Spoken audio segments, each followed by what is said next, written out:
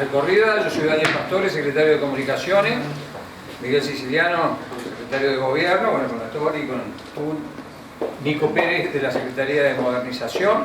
Mientras vamos a desarrollar con los amigos una charla sobre modernización, nosotros vamos a esperarlo mientras tanto al intendente, a Martín, que va a bajar y bueno, y con mucho gusto va a charlar con ustedes y se va a prestar, por supuesto, al diálogo y al intercambio de preguntas, ¿sí? Gracias, amigo. Bueno, muy buenas tardes. Bienvenidos. ¿Cómo la han pasado en la ciudad? ¿Cómo han recorrido todo el circuito? Todos están re felices, ¿no? Sí. La verdad que estaban en muy buenas manos. ¿No? La doy es mi esposa, así que si no digo eso. Bueno, la verdad es que más allá de que Nico nos va a contar varias cosas sobre la MUNI, yo quiero empezar contándoles que creo que hoy lo que ustedes han visto en materia de transformación en varios aspectos, vinculado al ambiente, vinculado al concepto de manzanas, vinculado a las obras públicas, vinculado al río, vinculado a la cultura, creo que arrancó con una fuerte decisión política de un intendente que se animó a tomar las decisiones que había que tomar en esta ciudad. ¿Y por qué digo tomar las decisiones que había que tomar en esta ciudad? Porque cuando asumimos en esta ciudad, y es inevitable que tenga que decir estas cosas, porque para poder saber dónde estamos tenemos que ver de dónde partimos. Cuando llegamos nos encontramos con la ciudad, en América, solamente 2 ciudades tienen la mala noticia de poder contar que tienen deuda externa. Una es Bogotá y la otra es Córdoba capital. Hablo de ciudades, no de provincias ni de países. Córdoba capital es la única ciudad argentina y una de las 2 ciudades americanas que tenía deuda externa, 150 millones de dólares contraídos de la gestión anterior. Por otro lado, nos encontramos que en ese momento, al asumir, año 2019, el presupuesto municipal era un presupuesto aproximado de 48, 50 mil millones de pesos por año y debíamos 32 mil millones de pesos. Entonces la verdad es que nos encontramos con una realidad, una ciudad que estaba económicamente quebrada, pero que además no había invertido esa deuda que había tomado en la recuperación de la ciudad. Porque cuando una ciudad toma deuda para generar desde allí los puntos de partida de la reconstrucción o del ponerse de pie, esa deuda es el camino inicial para poder avanzar. El problema es que nos encontramos con esta ciudad quebrada, pero por otro lado con algo que nosotros entendemos que era aún peor. Administrativamente, esta ciudad era ingobernable. ¿Y por qué digo administrativamente esta ciudad era ingobernable? Si vos le preguntabas al secretario de Economía de la gestión anterior cuál había sido la recaudación del día anterior, la respuesta era: deja que pregunto. El deja que pregunto era deja que pregunto a un empleado que si ese día había venía con como tienen colgando ustedes, un colgante con un pendrive, que lo ingresaba a una computadora y a partir de allí le daba la información a los funcionarios. ¿Por qué? Porque el secretario de Economía no era dueño de la información, porque la gestión no era dueño de la información. Cuando vos, por ejemplo, yo soy secretario de Gobierno de la ciudad, entre las cosas que tengo a cargo tengo, por ejemplo, la Subsecretaría de Fiscalización y Control, de habilitaciones de negocios, etcétera, etcétera. Cuando aquí venía una pyme a preguntarme por qué no se habilitaba su pyme o su negocio, su industria, vos tenías que preguntarle a un empleado que, sin exagerar, lo van a ver en algunas imágenes, sin exagerar, vos entrabas a un cuarto como este, lleno de expedientes del techo, y lo conocía una persona, una empleada mujer que ahora se jubiló, que además era buena empleada, pero que entrabas a una pieza y te decía: a ver, para, supongamos, empresa celular. La empresa celular, acá está. Eso era esta ciudad. La decisión del intendente Yardora fue gobernar, tomar el control de la ciudad. Es por eso que el proceso de modernización que pudimos llevar adelante fue esencial para gobernar la ciudad. Porque hoy el dueño de los datos de la ciudad, de la recaudación, el método de habilitación, que es habilitación online, que ya lo vamos a ver, el método de habilitación de la construcción y la obra privada es online, porque todos los datos de recaudación municipal y de movimiento económico municipal es de propiedad del Estado y no del empleado. Y esto, la verdad, porque pasamos de un presupuesto destinado al gasto en personal que en algún momento en esta ciudad fue cercano o superior al 80%, cuando asumimos era cercano al 70, 60 y pico largo, hoy estamos en menos del 50%.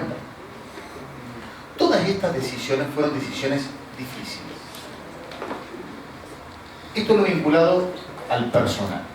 También hubo decisiones que tuvimos que tomar vinculadas a la ciudad. Ustedes han visto las supermanzanas, han paseado por las supermanzanas, las han conocido.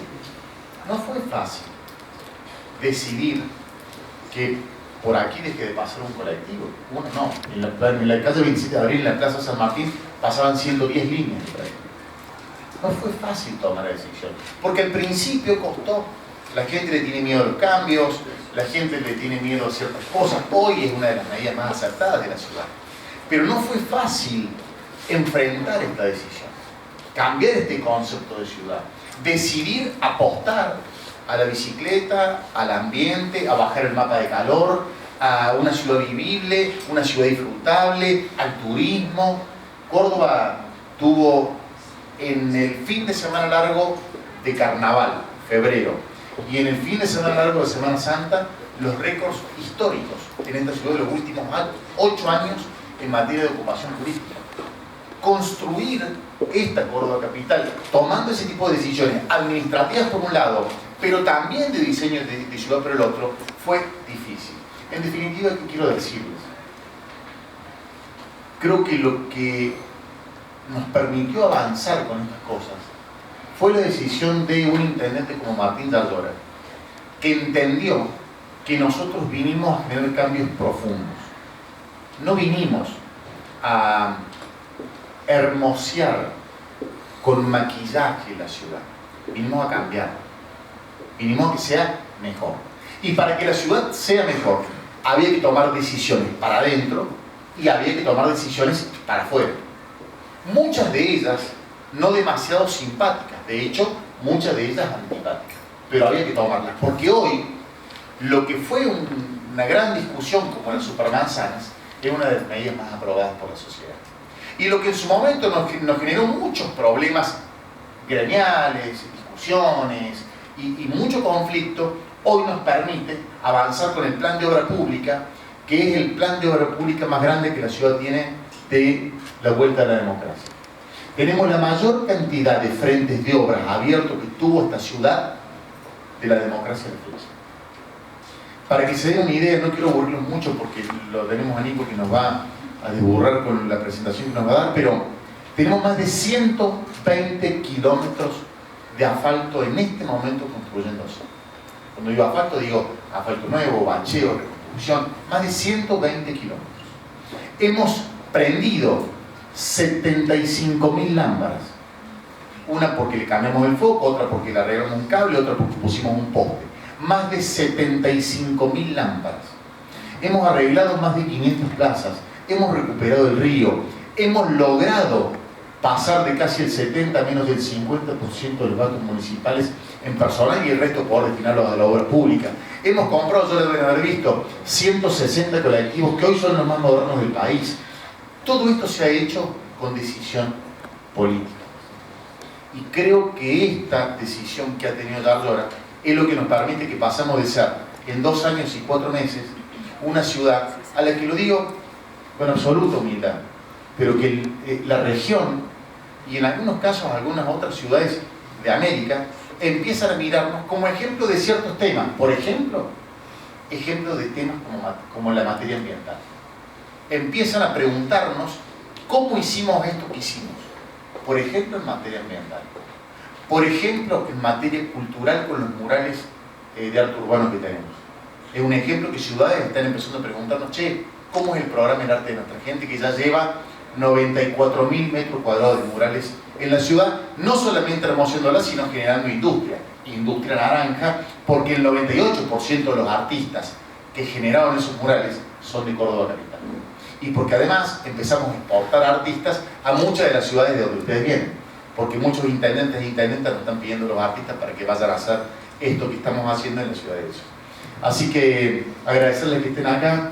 Me voy a quedar a escuchar la presentación de mis compañeros, perdón si me extendí. Hay muchas cosas que no pude plantear, pero por cuestiones de tiempo y de brevedad voy a dejar para alguna pregunta que ustedes quieran hacer cuando terminemos con la exposición. Muchísimas gracias y lo dejo con Nico, que seguramente nos va a hacer mucho más útil que yo. Gracias. Bueno, gracias Miguel. Sé que ha sido un día largo, así que vamos a tratar de cerrar la presentación de la experiencia de Córdoba en materia de transformación digital, teniendo en cuenta los principales aspectos que nosotros tuvimos en cuenta desde el punto de gestión para poder implementar los distintos cambios que les voy a comentar a continuación. Nosotros, desde la Secretaría de Planeamiento, Modernización y Relaciones Internacionales, somos un área transversal a todas las secretarías del municipio, por lo cual somos un área específica para dar soporte a distintas áreas en materia de transformación digital. ¿Qué quiere decir esto? Que nosotros estamos para acompañar a las distintas áreas en poder implementar cambios disruptivos, ¿bien? Cambios que permitan mejorar la gestión interna y también la gestión con el vecino. Pero antes, me gustaría comentarles cómo partimos. Nos encontramos con un municipio, tal como comentaba Miguel, que tenía serios problemas económicos. Esto no es menor, y lo ponemos en contexto, porque es un desafío para cualquier gestión implementar un cambio o una transformación digital bajo este contexto. Era el único municipio de Argentina y de Latinoamérica junto a Bogotá en contar con una deuda externa en dólares, bien, por lo cual ya era un desafío de arranque. Y también esto nos generaba problemas de gestión con los proveedores porque habíamos cortado la cadena de pagos para ciertos servicios que para nosotros eran críticos. Por ejemplo, mostramos esta imagen porque no podíamos enviar desde el municipio ninguna postilla ni ningún correo postal a ningún ciudadano sobre un acto administrativo, lo cual no nos permitía comunicarnos, por ende, ya de partida teníamos un desafío muy grande. Y tampoco teníamos ningún proceso de gestión estandarizado, no teníamos manuales de procedimiento, no teníamos capacitaciones ni ningún sistema que nos permita dar soporte a aquellas áreas que estaban atrasadas en materia de transformación digital. Esto que están viendo, por favor, la anterior, es el registro de los expedientes de obras privadas, ¿bien? A partir del cual un solicitante de un trámite tenía que acercarse a la ventanilla de obras privadas para poder conocer en qué estado se encontraba su trámite.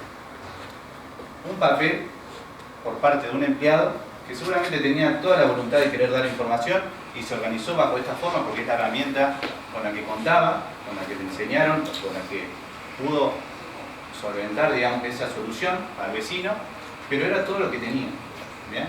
Y más adelante les voy a mostrar en qué condición se encontraba el servicio antes de empezar el proceso de transformación. Perdón, hago una pequeña interrupción. Piensen que una obra privada es hacer una pieza más, es pedir un permiso para edificar, es hacer un edificio, agrandar tu casa y declararla. Imagínense la cantidad de obras privadas que tiene esta ciudad. Esta ciudad tiene 576 kilómetros cuadrados, es una de las más grandes del mundo. ¿Saben lo que era tener que buscar tu expediente de obra privada en ese cuaderno? Esa no era una foto parecida. Ese es el cuaderno donde se anotaban las obras privadas. Ahí la gente de Córdoba venía a ver cómo estaba su expediente, cómo estaba su trámite, si se lo habían autorizado. Ahí se buscaba. Esto era la ciudad cuando llegamos. Perdón. No, está bien. No había sistemas informáticos. Entonces, ¿cómo podíamos partir en un proceso de transformación digital? Y lo que planteamos siempre, que lo hacemos con decisión política, planteando una visión de largo plazo, y todos cuando entramos pensamos, ¿cómo vamos a hacer un Smart City si teníamos un registro en papel, en un cuaderno, donde no sabíamos cuántos trámites y servicios podíamos gestionar para ese servicio en particular y no podíamos saber la situación de toda la municipalidad. Pero la visión era esa, poner a Córdoba como un Smart City, o al menos dar los pasos y generar ese proceso que nos permita posicionarnos como Smart City de acá en adelante. Por eso, la primera definición que se tomó y el primer proyecto de ordenanza, el 11 de diciembre del 2019, fue la adhesión a la ley Smith C18, que es la adhesión a la ley de simplificación y modernización de la administración pública, y adherirnos a CIDI. ¿Por qué hicimos esto? El Código de Trámite Administrativo, desde 1978, no se modificaba. Estamos hablando de 50 años que no se modificaba una normativa, teniendo en cuenta que cambiaron los procesos de trabajo, cambió la tecnología, cambió la forma en que aprendió la gente, y aún así hacíamos las cosas igual que hace 50 años. Y por otra parte, Vecino Digital, que es la plataforma que se vincula con CIDI, permite validar la identidad digital de la persona y darle un espacio al ciudadano para que pueda tramitar con la municipalidad sus trámites digitales. La que sigue, por favor. Por eso hablamos de que creamos un modelo de gestión para la transformación y nos basamos en 3 puntos. ¿Bien? Hay muchos más, pero estos son los 3 más importantes que reconocemos al momento de implementar la transformación, que es cambiar los paradigmas obsoletos, ¿bien? Y trabajar bajo una reingeniería de procesos que permita cambiar la realidad, porque estamos hablando de procesos desde hace 50 años que no han sido modificados. Ese es el... Sí. Bueno, ustedes están mostrando su trabajo diario y hasta el 2023 seguramente van a necesitar 4 años más de gestión. Ese es el speech que generalmente los políticos que quieren volver a revalidar su gestión. Bueno, pero Martín, si va a ser candidato para gobernador, ¿a quién va a dejar en la provincia, en la ciudad de Córdoba? Ya sé que te va a contestar esta pregunta diciendo él. No, a ver, yo estoy convencido de que nosotros estamos dejando las bases necesarias para que la gestión que venga sea mejor que esta. No tengo ninguna duda. Aunque sea radical. Si hay alguien que quiere continuar con esta visión de ciudad, va a tener las bases para que a este gobierno lo suceda un mejor gobierno. ¿Por qué? Porque la verdad es que lo que estamos generando en muchas cosas ya lo estamos llevando adelante y en muchas otras hay que darles continuidad, porque estamos arrancando con un proceso. Yo soy convencido de que vamos a dejar las bases de este que va a ser para mí el mejor gobierno que haya tenido esta ciudad, y lo digo, está mal que lo digamos nosotros, pero estoy convencido de que puede equipararle el gobierno de Rubén Enrico Martín, que era un intendente que no era de mi partido y que era radical, pero reconozco que fue el último gran intendente que tuvo Córdoba. Y sin embargo creo que Martín va a generar una gestión como esta. No sé quién será el próximo intendente o intendente. Sí, a mí me gustaría ser intendente. Sí. Gracias. Era lo único que importaba. No, pregúntale si tiene algún competidor. No, yo quería preguntarte si tiene que ver con esto que estaba diciendo, porque uno viéndolo no solamente desde el punto de vista periodístico, sino como ciudadano, ¿no? Esto de la sustentabilidad de las políticas. A uno le gustaría de que haya muchas cosas que sean perdurables en el tiempo, gobierne quien gobierne. Hay cosas que yo veo como que son innegociables. Me parece que hoy en día con la tecnología y las bases que se sientan, cualquiera que venga las puede continuar más fácilmente que ponerse a suscribir acta del año 42 de mi abuelo que nació. Lo comparto totalmente con vos, y de hecho yo creo que hay cosas que van a quedar como políticas de Estado, gobierno y cuando gobierne la próxima gestión. Por eso hablaba de las bases para que el gobierno que venga sea mejor que este, porque lo que hemos hecho en materia ambiental, que lo han visto, va a ser muy difícil que se dé marcha atrás. La creación del IPA, la creación del juzgado de falta ambiental, la creación de la economía circular, el COIS, los centros de transferencia, va a ser muy difícil que se pueda dar marcha atrás. A ver, la recuperación del espacio público. Cuando la gente se apropia de cosas, por ejemplo, la gente se apropió de la Costanera. La Costanera es uno de los lugares quienes hayan venido a Córdoba en los últimos años, es un lugar peligroso. También un lugar donde estar un sábado a la tarde en Costanera era para guapos o para guapas. Y hoy Costanera es un lugar totalmente apropiado por la gente, totalmente. Vos vas un sábado a la tarde a Costanera y te encontrás con miles y miles y miles de personas. De picnic, haciendo mascotas, haciendo gimnasia, es increíble. Va a ser muy difícil que la gestión pueda volver a descuidar la Costanera, porque esa se la propia gente. ¿En qué coincido con vos? Nosotros hemos tratado de llevar adelante mucho esto. Una de las políticas públicas que nosotros entendimos que la gestión anterior había hecho bien fue, por ejemplo, la creación de los parques educativos. La gestión del intendente Mestre gestionó con dinero nacional 5 parques educativos. Y nosotros le dimos mucho impulso a esta decisión y redoblamos la apuesta y lo llenamos de aún más actividades, porque nos pareció que era una política interesante en la periferia cordobesa. Y la continuamos como política pública.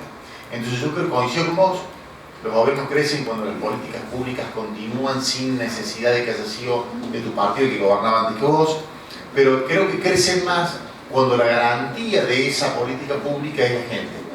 Cuando la gente se apropia, por ejemplo, murales.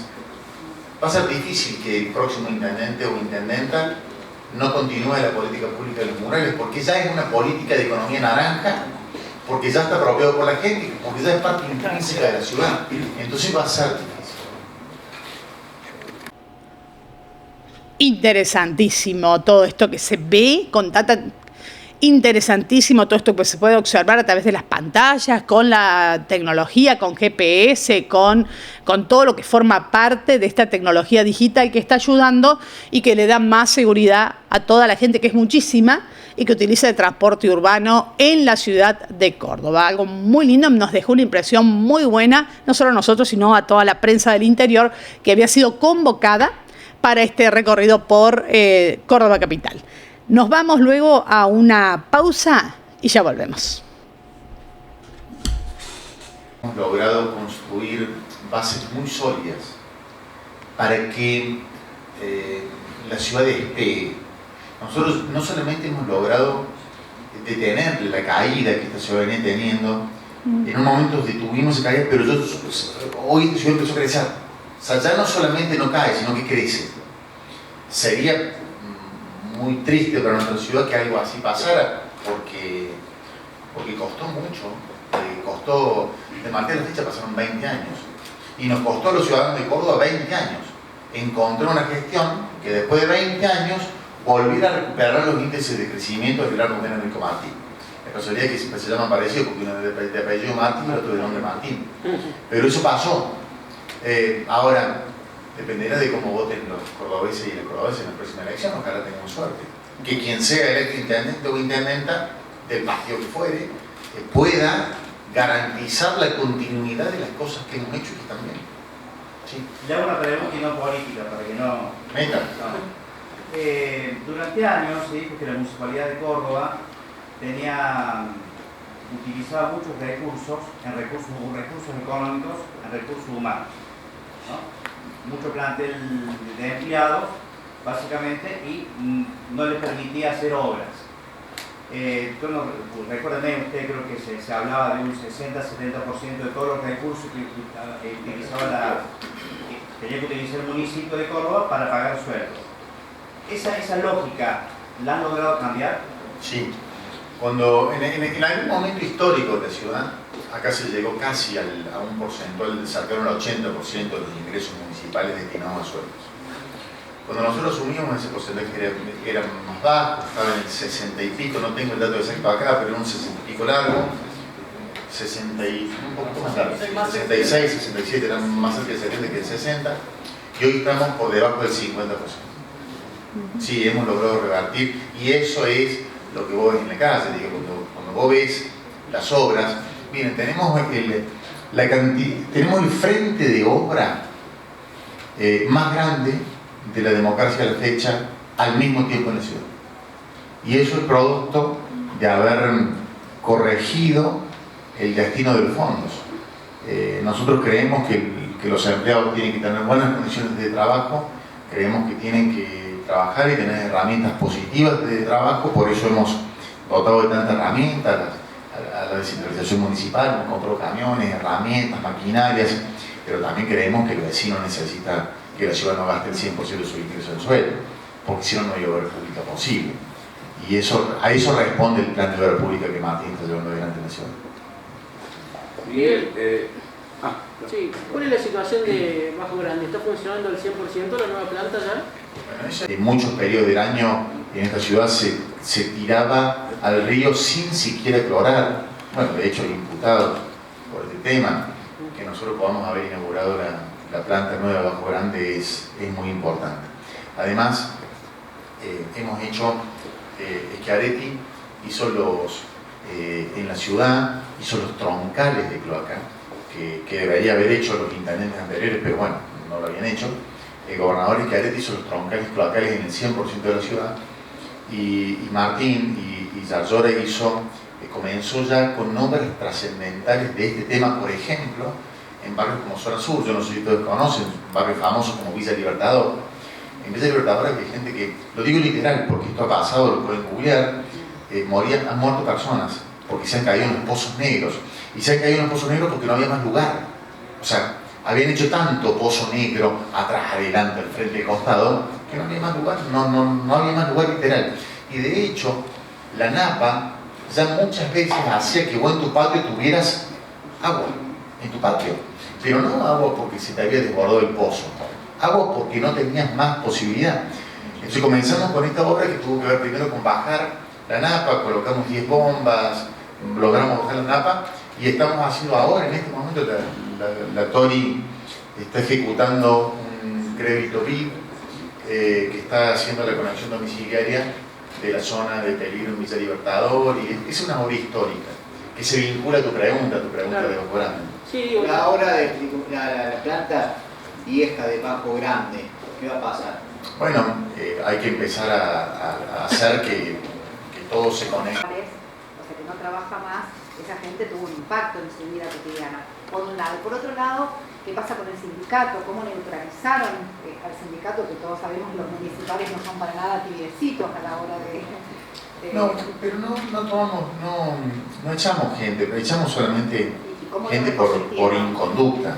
Digo, en eso nos pusimos muy firmes. Martín fue determinante. No permitimos la inconducta, y sobre todo cuando tiene que ver con la violencia y con la gente. Digo, no lo permitimos y hemos despedido gente por estos temas. Pero no fue una política pública para disminuir el gasto en personal, el despedir gente. Fue el acomodar la economía del municipio. Nosotros, los municipales, teníamos un régimen laboral de 7 horas. Vos cuando trabajas 7 horas tenés que tener refrigerio. Por la cantidad de horas que trabajas, nosotros hemos hecho una reducción horaria, pasamos de 7 a 6 horas, también se elimina el refrigerio, el tiempo que ese refrigerio tenía. Esto nos implica un ahorro importante. Cambiamos el método del pago de horas extras, se redujo el 50%, por lo cual también fue un ahorro importante, pero no bajamos los sueldos. Lo que pasa es que cuando yo te sigo pagando igual la hora trabajada, lo que pasa es que trabajas en vez de 7 a 6, yo te pago igual tu tiempo extra, pero te lo optimizo más, por eso ahorramos el 50%.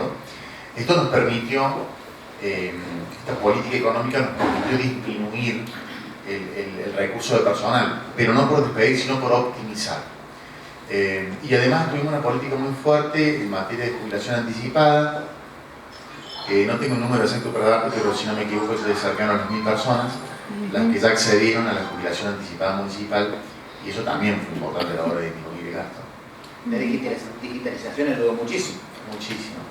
Muchísimo porque, vuelvo a repetir, que cuando vos habilitas de 3.700 negocios online, cuando implementaste, ahora vamos a implementar el sistema de carnet de conducir online, imagínate que no vas a tener que venir más a la MUNI sí vas a tener que venir la primera vez, porque saben que la primera vez es presencial, porque alguien tiene que ver cómo manejas, pero que no tengas que venir más a la MUNI para renovar tu carnet de conducir o para hacer el duplicado o triplicado por pérdida, implica que va a haber mucha gente que no te va a tener que atender, y que la vas a poder volcar a otro trabajo, vas a optimizar el personal, vas a hacer la vida más fácil a la gente, pero también vas a optimizar el recurso. Entonces eso es clave a la hora de... Bueno, el concepto que hablaba Nico, Smart City, digo, Smart City es una ciudad inteligente, y uno entiende muchas veces que el Smart City, ciudad inteligente, está vinculado solamente a la tecnología, y no es así. Smart City, ciudad inteligente, está vinculada a las decisiones inteligentes de una ciudad, que claramente están vinculadas a la tecnología, pero también están vinculadas a decidir de manera inteligente lo que haces. Optimizar el recurso, por ejemplo, es digno de una Smart City. Miguel, la visita del presidente hoy a la provincia de Córdoba y sumarse al recorrido de obras con el intendente Martín Yarlora, es errado hacer una lectura política de pensar que podría ser Martín quien limara ciertas fricciones con el gobierno provincial de cara a una candidatura a gobernador. No, yo no hago lecturas sobre ese tema, porque la verdad que no. Lo que sí sé es que lo conozco a Martín. O sea, Martín no trabaja con todo el mundo. O sea, en nuestra ciudad, Martín escucha a los concejales de la oposición. Hay proyectos que nosotros hemos llevado adelante que lo han presentado los concejales de la oposición. Hay ideas que Martín ha ejecutado que lo ha presentado gente de la oposición y que nos parecía bien y dijo, métanle, avancemos.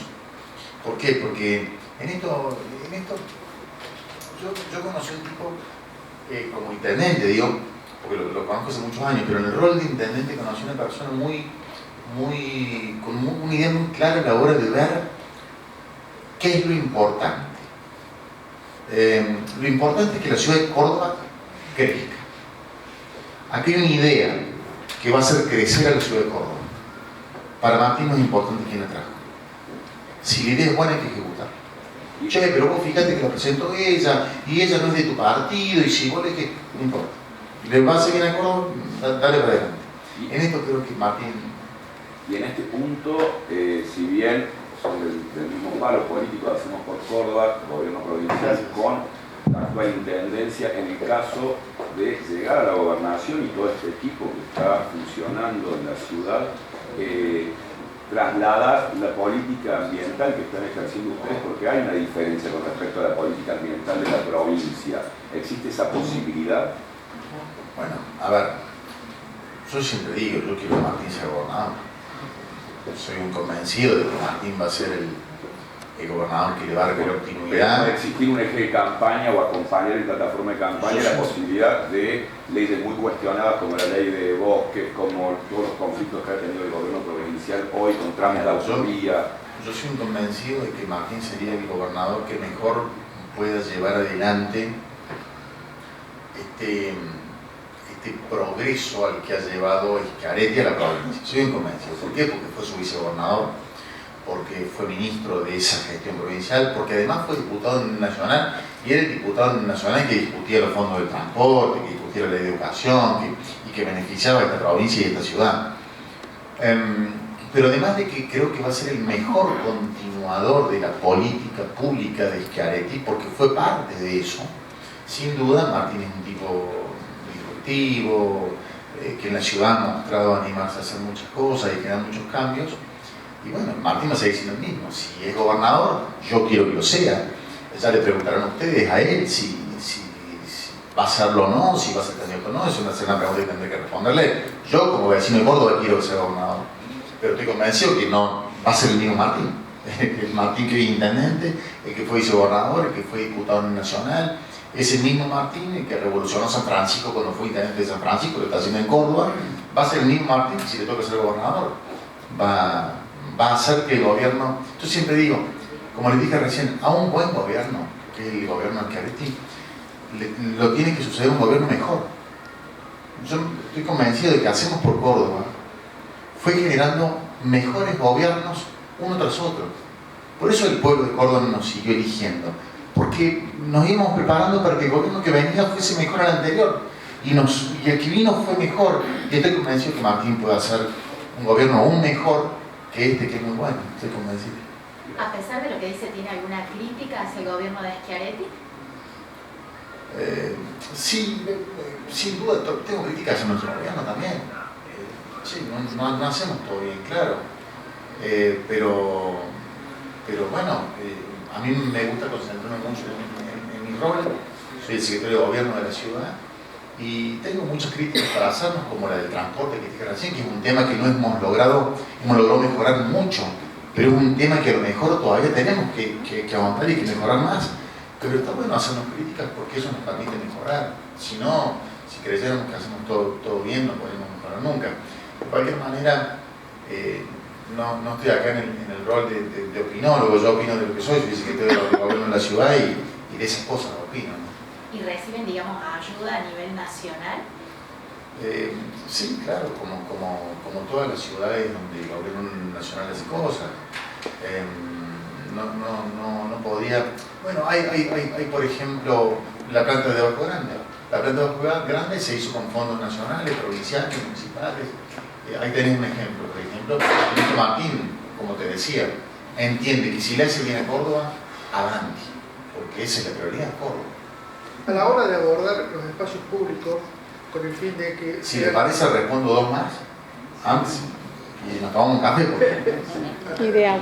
Repito, a la hora de abordar los espacios públicos para que sean apropiados por la gente, ¿qué cosas cambiaron a partir del fatídico hecho del joven que murió en el diputado? Muchísimas. A ver, qué buena pregunta, porque eso nos golpeó muchísimo. De hecho, esa misma noche estuvimos con el papá en el lugar, Martín en permanente comunicación con la familia, con el padre, con toda su familia. Imagínate que Córdoba, te decía que tiene más de 150.000 lámparas de alumbrado público, tenemos más de 1.000 espacios verdes, plazas, plazoletas, que tienen luminarias en la ciudad y que, bueno, durante 20 años nadie hizo el service, por llamarlo así. Nosotros creamos la unidad ejecutora de riesgo eléctrico, que la tengo en la órbita de la Secretaría de Gobierno, que ya relevó el 100%, la creamos a la semana, de este hecho tan drástico, con un presupuesto asignado cercano a los 1.000 millones de pesos. Hicimos convenio con la Universidad de Ingenieros de la provincia, con la Universidad de Ingenieros de la Nación, o sea, la Universidad Nacional de Córdoba. Hicimos convenio con una fundación de Sandra Meyer, que es Relevando Peligros. Sandra Meyer cree esta fundación y se pone mucho a trabajar en este tema porque pierde a su hijo que es electrocutado año 2002, 10 años. ¿2008? 2011, me parece. 2011, sí, 2010, ahí anduvo. Pero su hijo, que por ayudar a una persona se agarra de un cartel y queda electrocutado. Y ella se puso a trabajar muchísimo en materia de relevar los peligros eléctricos de la ciudad. Bueno, firmamos convenios, creamos la unidad ejecutora de riesgo eléctrico, asignamos personal, vehículos, herramientas, hicimos convenios con la Universidad Nacional de Córdoba, hicimos convenios con la Fundación de Sandra Meyer y ya relevamos el 100% del alumbrado de la ciudad. Estamos trabajando muchísimo en poner todo esto en valor con una inversión gigantesca, pero también estamos trabajando mucho en cambiar la cultura de muchos barrios de la ciudad. ¿Por qué digo la cultura? Hace pocos días tuvimos noticia de que una persona, gracias a Dios, fue leve, pero recibió una descarga eléctrica en un poste de barrio El Chingolo. El barrio El Chingolo es uno de los barrios ciudadanos que se han incluido dentro de la capital. Cuando nos pusimos a ver qué había pasado, habían los vecinos del Chingolo, habían hecho un árbol de Navidad en un poste de luz y habían tomado la electricidad del árbol de Navidad del poste. ¿Y alguien hizo eso con la intención de matar a alguien? No, claro que no. ¿Alguien hizo eso? No. Lo hizo porque muchas veces son costumbres. Miren, hay barrios donde las plazas son los patios. Por eso estamos haciendo una inversión tan grande en plazas. ¿Han visto plazas en este recorrido? ¿Y qué pasa muchas veces? Que como los patios de las casas son las plazas, porque donde había un terreno y vivía una familia, el hijo, la hija, hicieron ahí su vivienda, sus habitaciones. Y claro, el patio es la plaza. Y cuando cumplen el nietito, la hija o el hijo, muchas veces ese castillo inflable lo conectan al poste de alumbrado. Y esto genera una inseguridad tremenda. Entonces hay que trabajar mucho en la prevención y en el control, que es lo que estamos haciendo con la unidad ejecutora de riesgo eléctrico, pero también la concientización, porque yo te puedo controlar 160.000, 150 y pico mil postes hoy, pero de vuelta ese mismo poste que controlé hoy, voy a llegar de acá 20 o 30 días. En esos 20 o 30 días, si vos me abriste el poste y le conectaste un castillo inflable y lo dejaste inseguro cuando te fuiste, capaz que tengamos otro accidente como este. Entonces estamos trabajando en ambas cosas, en la toma de conciencia y en la prevención. No es un tema fácil. Te pregunto, con el tema de la economía que se está viviendo a nivel global o nacional, ¿cómo está el ámbito de la recaudación? ¿Cómo está cómo incrementar tus ingresos?